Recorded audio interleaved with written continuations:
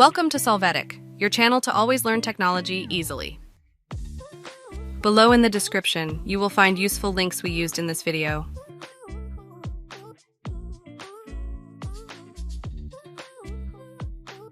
Today in Solvetic, we will see how to add horizontal table word. Open Word. You are going to go to the Insert menu under Table, select the number of cells in your table. This will be added. Now from the menu, Table Design, change the style of the table in Word.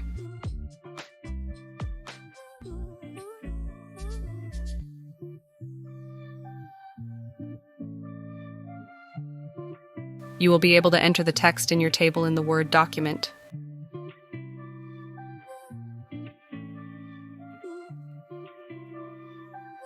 Hey, remember to subscribe Solvetic channel.